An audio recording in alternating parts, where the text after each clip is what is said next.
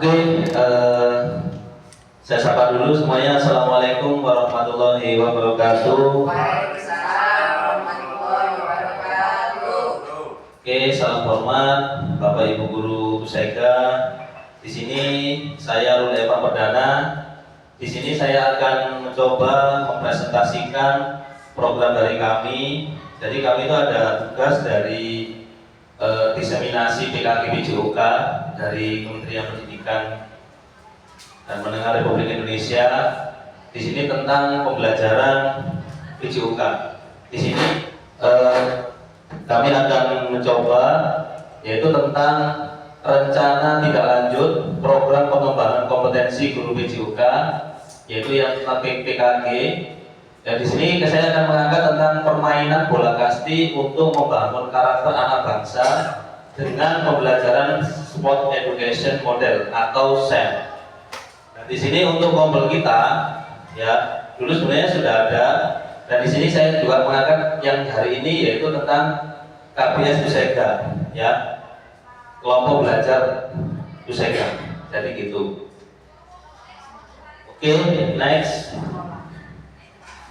Latar belakang yang saya angkat yaitu peserta didik kita saat ini disebut dengan generasi Z yang menerima arus informasi secara cepat melalui internet. Hal ini mempengaruhi minat gerak dan berdampak pada keterampilan gerak yang dimiliki peserta didik. Selain itu, sikap yang dimiliki individu banyak terjadi pada generasi peserta didik saat ini. Hal ini dikarenakan kurangnya kegiatan soal yang diimplementasikan. Di mata pelajaran olahraga atau pendidikan jasmani, permainan berkelompok yang menyenangkan. Peserta didik kita ketika bermain tidak menekankan pada aktivitas fisik yang menjadi tumbuh kembangnya, tetapi peserta didik lebih banyak bermain game online. Nah, game online ini yang menjadi penghambat Bapak Ibu, menjadi penghambat tumbuh kembangnya. Makanya kenapa di sini mau kita amati bersama pada peserta didik kita, terutama peserta didik yang kelas tinggi, kelas 4, 5, dan 6. Ketika istirahat, kita amati di lapangan, banyaknya anak yang bergerak yaitu anak kelas kecil. Nah, ini menjadi dilematika kita sebagai pendidik. Karena apa? Ini sesuatu yang sangat miris. Karena setelah diteliti, istilahnya apa ya? Orandum et sit mensana in corpore sano ya. Jadi sesungguhnya di dalam tubuh yang sehat itu terdapat jiwa yang kuat. Nah, ini yang terjadi. Makanya kenapa pada generasi sekarang itu banyak anak yang ngalem, banyak anak yang istilahnya itu gampang ngutungan, gampang wadulan dan sebagainya. Itu karena itu tadi, kalau zaman kita dulu mungkin waktu generasinya Bu Ani sama Bu Lis itu berbeda dengan generasinya Bu Lia, Bu Ita, Bu Nina, ya kan? Sudah berbeda karena zaman dulu tidak ada. Mungkin dulu zamannya masih radio, Ibu, yang paling dominan untuk teknologi. Dan zamannya Bu Ita, Bu Nina itu mungkin sudah ada televisi. Begitu juga dengan zaman saya. Zaman saya mungkin zamannya, apalagi zamannya Mas Rizal, zamannya Bu Lina sudah berbeda lagi, sudah mulai muncul internet dan sebagainya. Ternyata itu dampaknya besar sekali. Nah, makanya di sini saya mencoba untuk mengangkat tentang Sport Education Model ini guna untuk apa? Untuk kita kita perbaiki bersama di sekolah kita ini. Nah, gitu. Jadi saya kepinginnya di sini mengangkat tema tentang membangun karakter anak bangsa melalui permainan kasti yang menyenangkan dengan pembelajaran Sport Education Model atau SEM. Nah, ini untuk pengertian ya. Jadi permainan kasti yaitu permainan bergu menggunakan bola kecil yang dipukul menggunakan tongkat pemukul. Jadi menurut Supardi dan Suloyo tahun 2010 halaman 66-69 yaitu kemampuan dasar yang diperlukan dalam bermain kasti meliputi melempar bola, memukul bola, menangkap bola dan sebagainya. Jadi ini sebenarnya permainan yang cukup populer dulu di zaman waktu kita masih kecil semuanya. Mungkin dari zamannya Bu Ani, Bu Lis sampai zaman saya itu masih cukup populer. Gila sih mungkin. Jadi permainan kasti kalau dulu mungkin caranya apa? Gebokan. Nah, gebokan kalau dulu. Nah, mungkin nggak tahu kalau zamannya Bu Lina sama Pak Rizal apakah ini masih populer? Masih ya, tapi sedikit karena sudah mulai muncul teknologi terbaru. Jadi gitu. Dan permainan-permainan yang lebih menarik lainnya yang jelas. Dan di sini saya kepingin ini kita munculkan lagi, kita berdayakan lagi hal-hal yang positif yang berbau gerak, yang memunculkan motivasi, keberanian, rasa tanggung jawab, kebersamaan ini kita munculkan lagi. Karena kalau sekarang istilahnya kayak muncul game online, ya kan? Itu yang bergerak hanya jarinya saja sama matanya. Jadi gitu. Nah sekarang kita coba kita angkat lagi permainan-permainan yang menarik ini. Nah di sini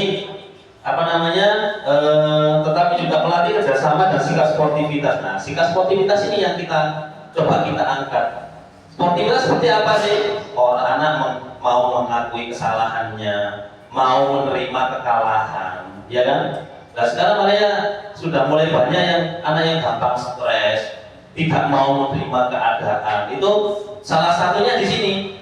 Ya karena dia terbiasa dengan dirinya sendiri, tidak berbau kerjasama dan sebagainya. Jadi gitu. Nah di sini yang pertama yaitu kerjasama. Jadi di permainan kasti ini dilakukan secara berkelompok dengan dimainkan 2 tim dengan kerjasama yang baik, maka permainan akan dapat dimenangkan. Salah satu tujuan permainan kasti dimainkan maka peserta didik dapat saling bekerjasama dengan menumbuhkan sikap saling mendukung dan sosial yang baik. Nah, itu sebenarnya yang perlu kita angkat itu yang pertama di situ. Adanya di sana muncul saling bekerjasama dengan baik, memunculkan sikap saling mendukung, bersosial yang baik. Jadi sikap individualismenya itu ditanggalkan, jadi gitu. Yang kedua yaitu sikap sportivitas. Dalam permainan kasti menekankan sportivitas yang tinggi dengan tujuan saling menghargai dan menghormati baik kepada teman maupun lawan. Menang kalah dalam permainan ini hal yang biasa, tetapi yang menjadi nilai dalam permainan adalah mampu menghargai lawan meski dalam posisi yang unggul. Nah ini sebenarnya. Ya kan, kadang anak-anak sekarang kan kadang gampang puas kan. Sita nilainya api titik wis sombong, terus membuli temannya. Akhirnya apa? Muncul masalah baru, sing dibully nggak terima, bertengkar dan sebagainya. Itu dilematika yang terjadi saat ini. Semoga di tempat kita dijauhkan dari hal yang seperti itu. Berikutnya yaitu keterampilan gerak. Dalam permainan kasti, peserta didik harus dapat menguasai keterampilan gerak, melempar, memukul, menangkap yang baik. Selain itu, strategi permainan yang melatih peserta didik untuk berpikir memecahkan suatu masalah sehingga mendapatkan hasil terbaik. Nah, ini kan strategi ya. Jadi strategi bagaimana caranya kelompoknya itu bisa menang. Nah, seperti kemarin itu di sekolah kita juga ada bapak ibu guru kita, ada Bu Lelul, Pak Ferry ya kan. Kemarin waktu lomba poli itu bisa berkolaborasi bagus dengan timnya sehingga tim kita jadi juara. Nah itu semua kan mulai di peserta didik kita gitu loh. Jadi gurunya hebat, semoga anak didiknya juga muncul generasi yang hebat juga. Amin ya Pak. Berikutnya membangun karakter bangsa memiliki tujuan, yaitu relevansi yang tinggi. Melalui olahraga ini generasi muda dapat satu menghubungkan dengan akar budaya, yaitu mengenal dan melestarikan warisan budaya bangsa. Nah ini kan salah satunya kasti juga warisan budaya kita. Jadi itu istilahnya dulu kan gebokan, terus tampelan, ya kan? Itu kan juga harus dilestarikan. Jadi sini. Dan anak-anak sekarang mungkin sudah mulai tidak mengenal dengan permainan-permainan yang seperti ini. Padahal ini manfaatnya luar biasa. Berikutnya yaitu menumbuhkan rasa cinta tanah air, yaitu dengan melakukan melalui kegiatan yang berakar pada budaya lokal. Nah, ini kan juga, jadi kita ini kan berasal semuanya, kita ini berasal dari kampung ya, dari kampung, dari desa. Ini ternyata juga bukan kampungan juga gitu loh. Jadi ketika misalnya kita tinggal di kota gini dengan model yang seperti ini, kita kenalkan dengan budaya yang baik, insya Allah pasti akan merubah karakternya juga. Jadi gitu. Jadi yang membentuk karakter yang tangguh, yaitu melalui tantangan fisik dan mental dalam permainan. Nah, jadi tadi rasa ingin menang, bekerja sama dengan tim, itu kan juga pastinya luar biasa. Yang terakhir yaitu menjadi generasi yang berkualitas dengan menggabungkan nilai-nilai tradisional dan modern. Nah, itu tadi. Jadi kalau permainan yang dulu itu sangat tradisional sekali karena dulu juga masih belum ada teknologi seperti sekarang, tidak secanggih sekarang. Dulu mungkin apa namanya orang yang tertua atau orang tua kita atau senior kita saat itu sangat berpengaruh penting untuk apa namanya mengajari kita. Tapi sekarang kan sudah enggak juga kan gitu. Bahkan kita sebagai guru aja sekarang juga bukan guru yang seutuhnya kan gitu kan. Tapi kita adalah sebagai fasilitator. Karena apa, teknologi sudah banyak apa namanya membantu kita, dari gitu membantu kita seperti internet dan sebagainya kan gitu. Google itu kan juga sudah luar biasa, ada AI dan sebagainya atau AI ya. Nah, itu kan juga sudah banyak membantu tentang keilmuan. Tapi tugas kita sebagai guru di sini adalah memfasilitasi peserta didik kita supaya menjadi lebih baik, tidak kebablasan kan gitu. Berikutnya, nah ini SEM, pembelajaran sport education model, yaitu memiliki arti sebuah pendekatan pembelajaran yang mengintegrasikan olahraga ke dalam kurikulum sekolah dengan tujuan mengembangkan keterampilan motorik, kognitif, sosial siswa secara holistik. SEM di sini tidak hanya sekedar mengajarkan teknik olahraga saja, tidak hanya tentang pembelajaran olahraga, tetapi juga menanamkan nilai-nilai penting seperti kerjasama tim, sportivitas, disiplin dan tanggung jawab, bahkan religius. Nah, makanya di sini nanti kita saling berkolaborasi aktif. Guna ceritanya untuk apa ya? Untuk peserta didik kita. Jadi di sini kita tidak bisa ternyata bekerja sendiri. Guru agama melaku dewi, guru kelas melaku sendiri, guru PJOK jalan sendiri, nggak bisa. Jadi kita itu harus bekerja sama yang baik. Karakteristiknya seperti apa? Yang pertama yaitu fokus pada pengalaman. Siswa secara aktif terlibat dalam berbagai pengalaman olahraga, baik sebagai panitia, penyelenggara event, pemain, pelatih, wasit maupun penonton. Jadi nanti peserta didik atau siswa kita itu berbagi tugas, kita bagi tugasnya. Jadi kita sebagai guru hanya sebagai fasilitator saja di sini. Kita hanya sebagai pendamping, pengarah, dan pengevaluasi saja. Jadi itu. Konteksnya nyata. Pembelajaran olahraga dilakukan dalam konteks yang nyata, seperti kompetisi, latihan, dan analisa pertandingan. Jadi gitu. Kemudian berbasis tim. Saya menekankan pada pentingnya kerjasama tim dan saling mendukung. Kemudian pembelajaran seumur hidup. Saya bertujuan untuk membekali siswa dengan keterampilan dan pengetahuan yang dapat mereka gunakan sepanjang hidup. Jadi di sini kita memberikan apa namanya statement positif kepada peserta didik kita. Ternyata sangat luar biasa. Seperti kalau di sekolah kita ada P5. Nah, P5 itu kan juga mempelajari anak-anak kan sebenarnya gitu loh. Ada yang sebagai apa namanya ketua, ya kan? Ada yang sebagai pelaksana, ada yang membuat A, membuat B, membuat C, bahkan sampai penyelenggaraan di puncak temanya itu. Cuman kalau di sini untuk sport education model ini murni peserta didik kita yang sebagai pelaksana di lapangan. Jadi gitu. Integrasi dengan mata pelajaran lain. Nah ini saya dapat diintegrasi dengan mata pelajaran lain seperti matematika, sains, bahasa, sejarah maupun agama. Nah ini jadi kita harus berkolaborasi aktif. Makanya di sini apa namanya, Bapak Ibu guru coba kita kumpulkan. Tujuannya apa? Kita berkolaborasi aktif. Untuk apa? Untuk peserta didik kita yang lebih baik. Tuh Bapak Ibu. Nah ini untuk capainya diharapkan. Yang nomor satu yaitu pengenalan. Aktivitas untuk membantu peserta didik dalam terlibat aktif. Yang kedua eksplorasi, yaitu aktivitas peserta didik mencari informasi terkait topik. Yang ketiga proyek, aktivitas murid merancang dan membuat produk sebagai hasil belajar. Dan akhir proyek, aktivitas untuk mereview pengalaman permainan untuk mencapai tujuan. Nah, nanti jadi endingnya nanti itu akan ada produk, produk yang tujuannya itu apa? Ya itu adalah seperti kita kalau di apa namanya, di P5 itu ada puncak project kan gitu kan, puncak project atau puncak tema, atau kalau sekarang istilahnya puncak project ya, puncak project. Nah, hampir mirip seperti itu. Jadi gitu. Nah ini untuk apa namanya, struktur program dan mitra dalam komunitas belajar di sekolah ya, untuk KBS-nya. Itu tadi kita tadi mengangkat apa namanya, KBS Pusega kalau nggak salah tadi ya.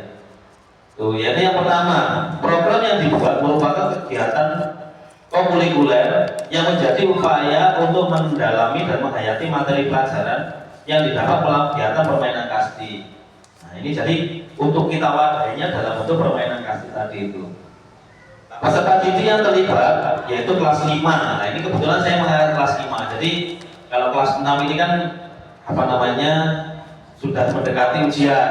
Nah, untuk kelas 4 masih kurang ini, masih biar melihat kakak-kakaknya dulu. Untuk kelas 5 ini yang paling tepat. Jadi karena kita juga punya 2 kelas, makanya saya angkat kelas 5. Baik laki-laki maupun perempuan. Di sini penanggung jawabnya yaitu Bapak Kepala Sekolah. Yang terakhir yaitu KBS yang menjadi fasilitator adalah, nah di sini ada komunitas praktisi di, nah ini tuh di Sekar 3 ya saya ini ya. Sekar 3 yang terdiri dari beberapa guru, yaitu guru kelas, guru agama, dan guru mapel. Nah itu Bapak Ibu. Jadi kita semuanya nanti akan terlibat di sini. Makanya kita harus berkolaborasi aktif supaya apa, kegiatan kita bisa terlaksana dengan baik. Nah, gitu. Yang berikutnya yaitu aset yang dimiliki sekolah. Jadi ini aset kita ya kan. Ini nanti coba apa namanya, dianalisa bareng-bareng. Ketika ada yang kurang bisa kita tambahin. Jadi gitu. Yang pertama yaitu kepala sekolah, yaitu sebagai pelindung kegiatan dan pendukung dalam kegiatan. Yang kedua guru PJOK. Di sini kan ada saya sama Pak Ferry. Yaitu memiliki kompetensi dalam merancang dan melaksanakan kegiatan olahraga termasuk permainan. Tuh. Yang ketiga, lapangan olahraga. Di sini ada tempat yang luas dan terbuka yang sangat mendukung untuk pelaksanaan kegiatan kasti itu sendiri. Jadi lapangan kita sudah cukuplah untuk kegiatan ini.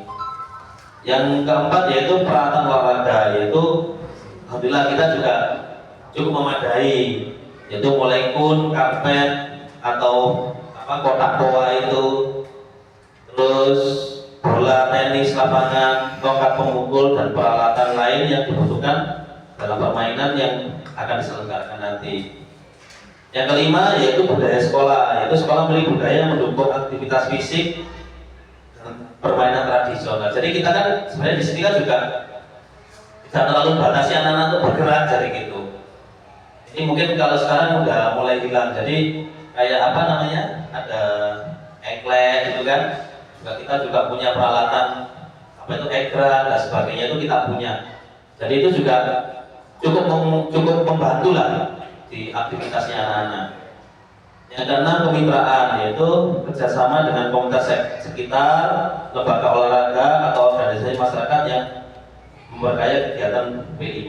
Jadi kita kan juga sudah mulai berkolaborasi aktif dengan komite dan pos ya. Rata-rata pos ya di sini ya. Jadi Bapak Ibu guru wali kelas itu kan sudah berkolaborasi aktif dengan posnya masing-masing sehingga segala macam kegiatan sekolah kita itu bisa terlaksana dengan baik. Juga kemarin waktu kegiatan diseminasi ini juga banyak saya angkat tentang kegiatan di sekolah kita, seperti kegiatan keagamaan kita hari Jumat itu mulai istighosa, sholat duha, terus sampai kegiatan berbagi itu ternyata juga tidak banyak dimiliki sama sekolah-sekolah lain. Jadi makanya kita luar biasanya di situ.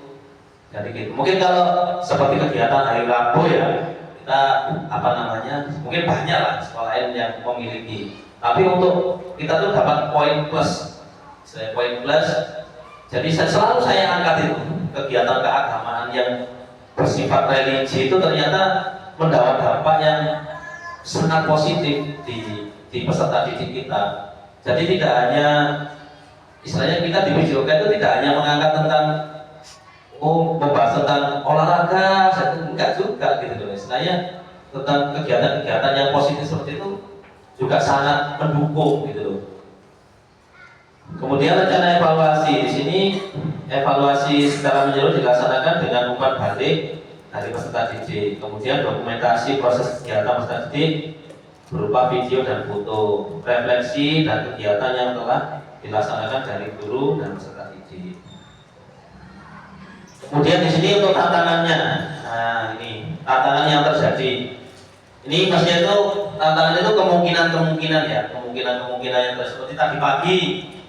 Misalnya saya sudah berbicara dari rumah, besok atau nanti saya mengajar kelas itu di lapangan dengan materi ini, saya akan membahas tentang kisi-kisi, kemudian anak-anak membahas materi tentang ini, tentang senam lantai tadi saya kan. Ternyata tadi hujan. Nah, hujan itu juga kita harus cepat bergerak. Bagaimana caranya kita mencari solusi supaya kegiatan tetap berjalan dengan baik. Nah, akhirnya kita balik membahas kisi-kisi dulu sampai hujannya reda, baru kita aktivitas di lapangan lagi seperti itu. Kemudian naik cuaca ya, hujan atau panas terik. Yang kedua, keterbatasan waktu, yaitu kegiatan yang dilaksanakan bentrok dengan kegiatan lain. Nah ini sangat riskan juga. Contoh ini kita sudah mulai minggu UAS atau SAS ya, SAS ya, minggu besok. Nah ini kegiatan kita kalau seperti itu bagaimana? Ini seperti sekolah teman-teman saya di tempat lain, ada yang minggu SAS-nya itu minggu ini, sedangkan ini harus dilaksanakan kegiatan seperti ini. Nah bagaimana cara solusinya? Nah ini harus dipecahkan bersama. Gak bisa kita kayak saya sendiri, di sini semaunya saya sendiri. Misalkan saya harus melaksanakan kegiatannya di pagi hari, padahal kegiatan pagi adalah kegiatan belajar mengajar. Nah, kan nggak mungkin kita merusak kegiatan yang sudah terkonsep dengan baik dan itu sudah berjalan yang selama ini kita laksanakan kan gitu kan. Yang ketiga yaitu biaya yang ditimbulkan dari kegiatan tersebut. Nah, dan ini kan juga pastinya membutuhkan biaya juga. Nah ini biaya ini bagaimana caranya? Nah gitu, seperti kegiatan kita di M5 itu loh.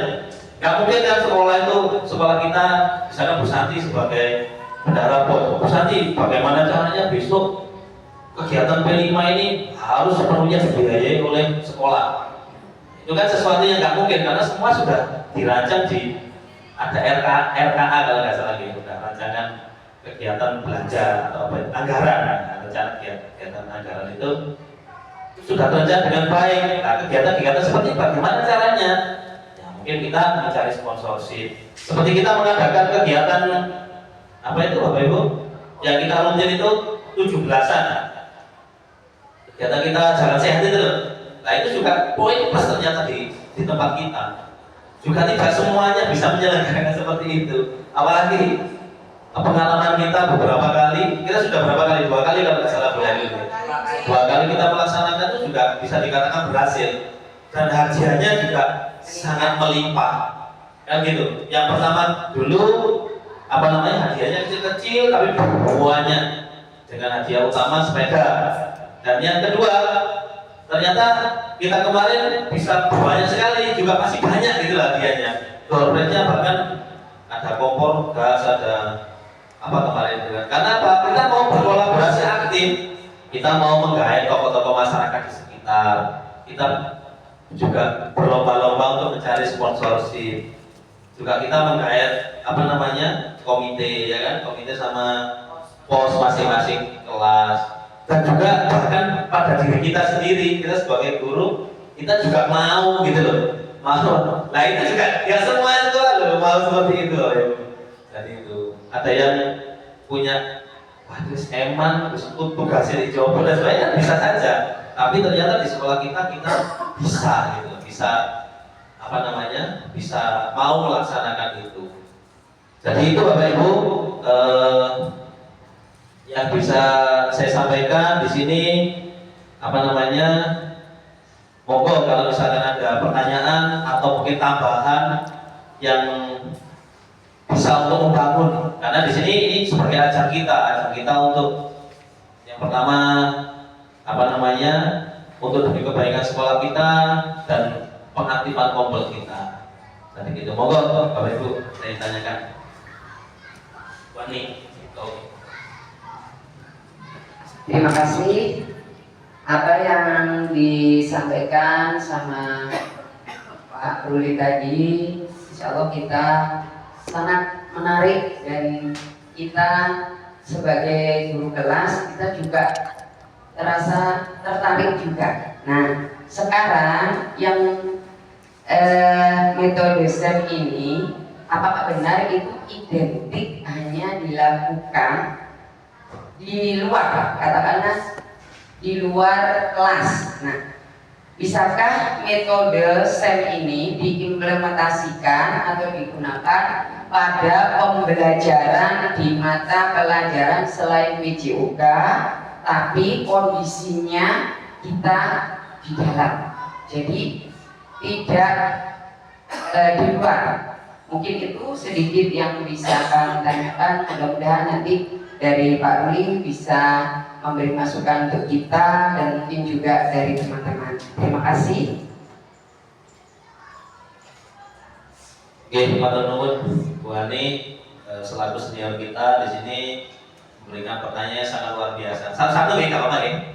Satu-satu. Dan di sini memang di sini dari artinya aja sudah jelas ya, sport education model ya kan gitu kan. Jadi model pembelajaran olahraga gitu kan. Jadi ini sebenarnya identik dengan penyelenggaraan kegiatan sebenarnya gitu ya. Penyelenggaraan kegiatan seperti kita menyelenggarakan yang outdoor ya, itu jalan sehat, itu sebenarnya sudah masuk dalam SEM.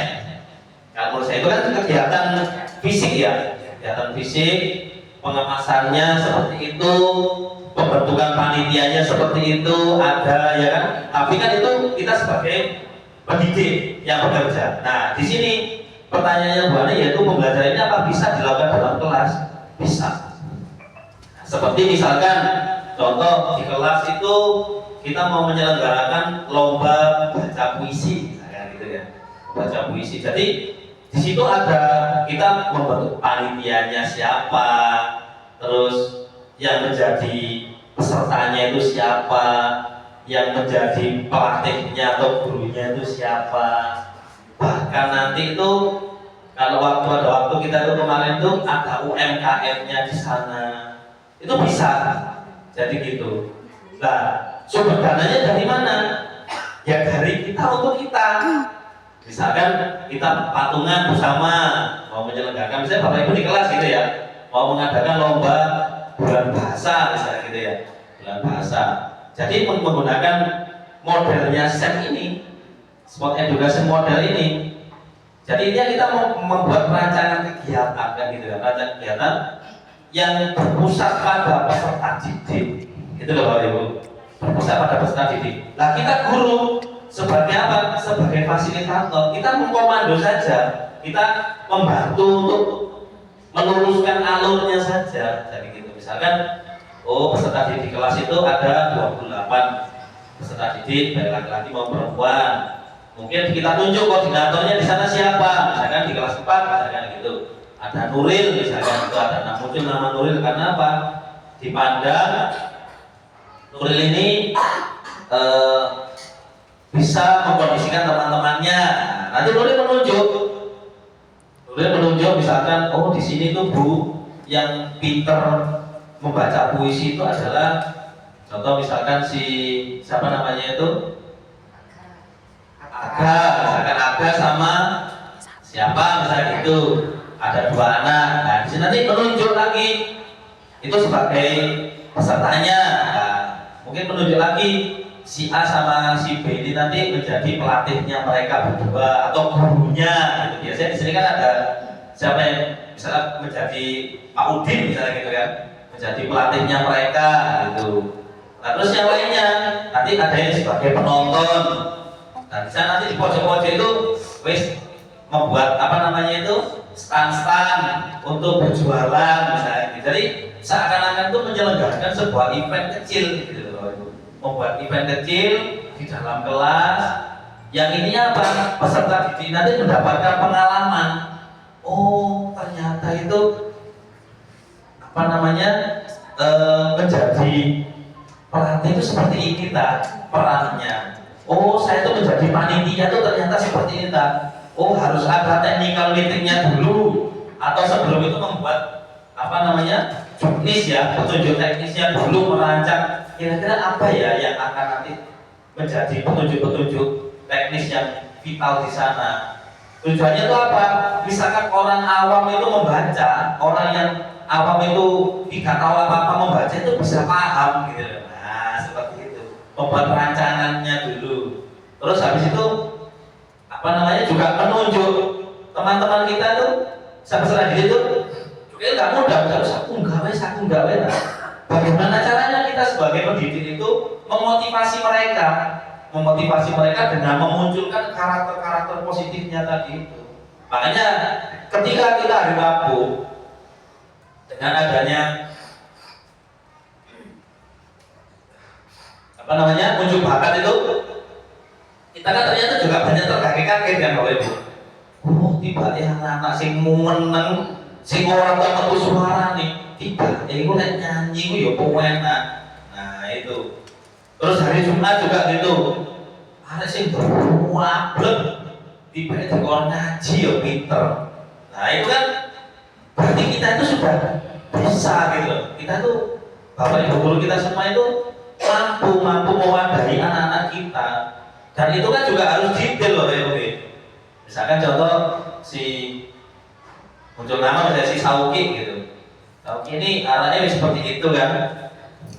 Nah ternyata dia tuh juga punya kemampuan gitu loh. Kemampuan apa? Satu, lihat di komor lapo-lapo, bisa kita suruh apa-apa, nggak pernah sabar. Itu kehebatannya. Yang kedua, ternyata dia tuh juga secara kinestetiknya juga lumayan bagus. Gitu loh Ibu, di kompon Melayu, di kompon ini nggak pernah sambat namanya Mas Sauki ini. Begitu juga yang lain, ketika kita salah sasaran, misalnya teman anak kita namanya Ocha gitu, di kompon, yompo kan gitu, juga belum tentu juga. Nah, gitu. Misalkan yang siapa gitu, misalkan yang dia punya kemampuan kognitif bagus misalnya gitu, disuruh melakukan aktivitas fisik, ya belum tentu juga. Nah, itu makanya kita semua itu ternyata luar biasa. Tepuk tangan untuk kita semuanya. Maka gimana nih? Ada tambahan? Sudah. Ada lagi pertanyaan berikutnya? Bu Ita? Oh, Ibu Lina. Oke. Baik, terima kasih Pak Ruli atas kesempatannya. Saya mau menanyakan berhubungan dengan pertanyaannya Bu Anifati. Servis mereka sudah bagus ya, lisensinya juga sudah bagus. Yang mau saya tanyakan, apakah dengan SEM ini nanti itu bisa mengakomodasi gaya belajar siswa yang bukan kinestetik? Kan kalau untuk kinestetik pasti ini menyenangkan dan menarik. Bagaimana dengan siswa yang cenderung gaya belajarnya bukan kinestetik? Terima kasih. Oke, terima kasih banyak. Nah, ini pertanyaan yang luar biasa seperti itu yang kita tunggu sebenarnya gitu kan. Jadi namanya sport education model ini kan mungkin kalau orang awam itu kan kecenderungannya oh ini estetik, kegiatan olahraga ini pasti kan gitu. Nah, sekali lagi saya pertegas lagi di sini. Ini kan perancangan kegiatan. Ini yang mengakomodir kelebihan dan kekurangan siswa tadi itu peserta didik kita. Contoh misalkan dia tipikal apa namanya auditori, dia hanya mendengar gitu kan ya. Dia kecerdasannya mendengar. Kira-kira misalkan saya suruh lari, dia bisa nggak? Bisa. Bisa, tapi nggak bisa maksimal kan? Iya. Kan gitu kan? Nah, mungkin dia bisa jadi dia dialihkan menjadi penyelenggara. Ya kan dia kan punya kemampuan khusus kan gitu. Juga visual misalkan gitu, visual atau auditori visual misalnya gitu kan ya. Bisa ada kan seperti itu kan? Dia ditunjuk sebagai perancang kegiatan atau sebagai panitia penyelenggara. Nah, gitu kan? Jadi ini kan gak hanya kinestetik saja gitu Mas itu kan. Jadi dia sebagai panitia penyelenggara, perencana atau pemikirnya kegiatan tersebut. Nah, itu tadi menjadi seorang sosok pemimpinnya atau koordinatornya, kan gitu kan? Terus merancang juknis dan sebagainya. Nah, mungkin kalau misalkan jadi ketua panitia, wis karakternya dari wis pendiam, gak cara bicara, kira-kira bisa apa enggak?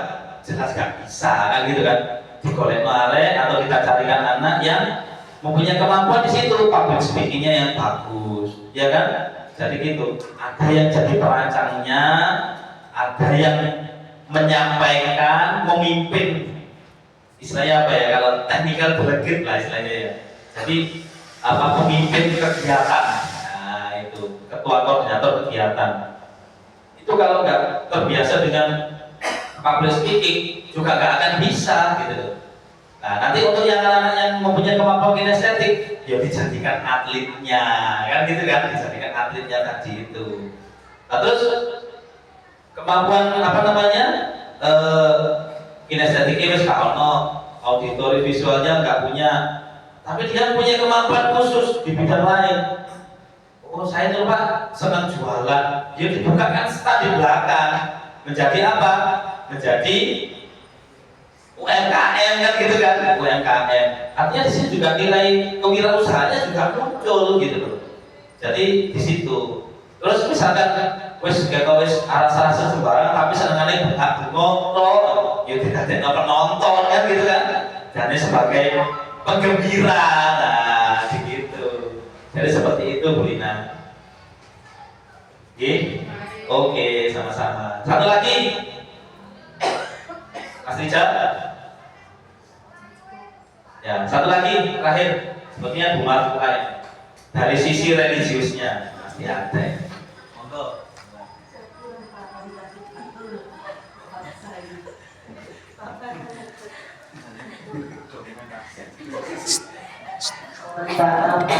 Ini tadi saya masih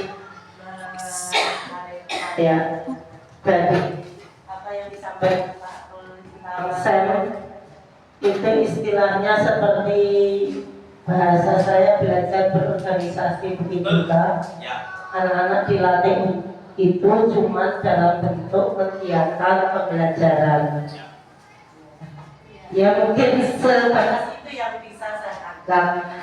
Mungkin itu juga bisa dilaksanakan pada saat kita mengadakan pembelajaran keagamaan, misalnya mau ada lomba yang di situ panitia dan semuanya kita fokuskan kepada anak-anak yang nantinya kita hanya menjadi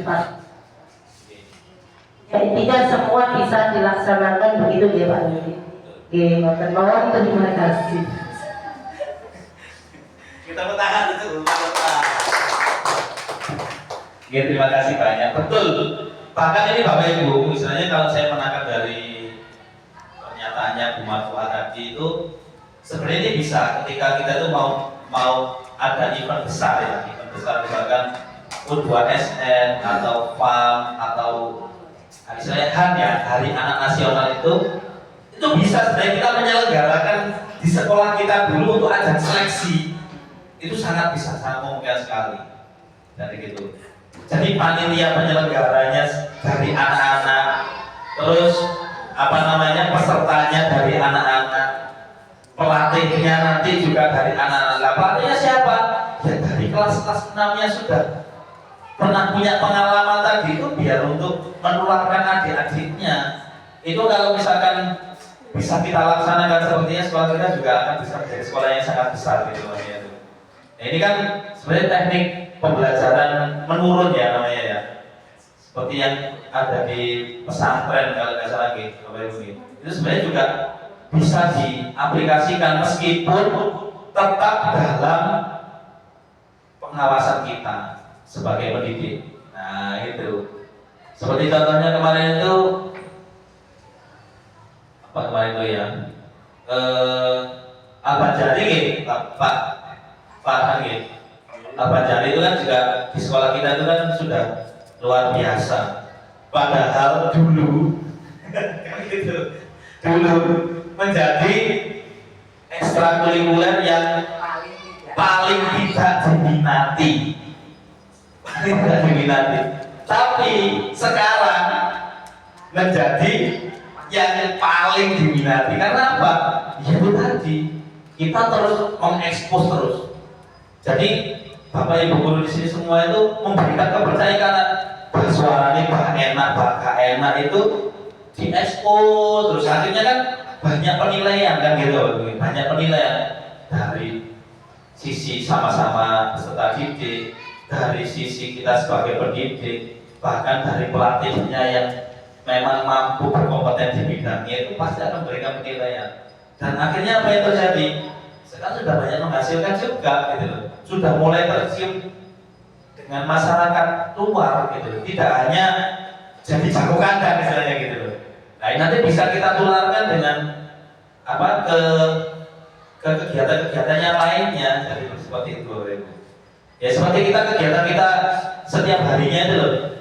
Jadi pembiasaan positif kita di sekolah setiap pagi, terus setiap hari Rabu, setiap hari Jumat. Makanya soal kita itu kan di luar semua. Ternyata Bapak Ibu, apa yang terjadi? Penilaian dari luar sangat positif. Jadi gitu. Kan kelihatan ruang di sekolahnya itu kan aktif ya, aktif, ramai. Dan ternyata itu juga salah satu dari untuk brandingnya sekolah kita. Nah, branding sekolahnya ternyata nggak harus yang apa namanya menyebar pamflet, menyebar brosur di luar. Ternyata kegiatan kita kebiasaan setiap hari yang tanpa kita sadari itu ternyata menjadi nilai positif di luar sana. Makanya di sini kalau wali murid kita, kalau setahu saya ini berdasarkan hasil dari reviewnya wali murid di sini, rata-rata yang kakaknya sudah di sini jarang mau dipisah di luar. Mungkin ada 1 atau 2 orang dari 1000 orang mungkin. Kan gitu. Itu kan seharusnya wajar kan gitu Bapak Ibu. Jadi seperti itu. Terima kasih banyak Bu Marfuah, terima kasih banyak Bapak Ibu guru di sini. Mungkin ada lagi tambahan Bapak Ibu. Sampun nggih. Dan kita sudah cekap. Mungkin ini yang bisa kita sampaikan. Semoga nanti apa yang menjadi motivasi terbaik kita supaya sekolah kita lebih baik lagi. Yang pasti apa namanya kita semua selalu diberikan kesehatan supaya kita bisa tetap mengajar dan mendidik putra putri bangsa ini yang nantinya mungkin 20 tahun mendatang setelah kita saat ini yang akan menggantikan kita nanti. Jadi gitu. Oke, akhir kata, wassalamualaikum warahmatullahi wabarakatuh.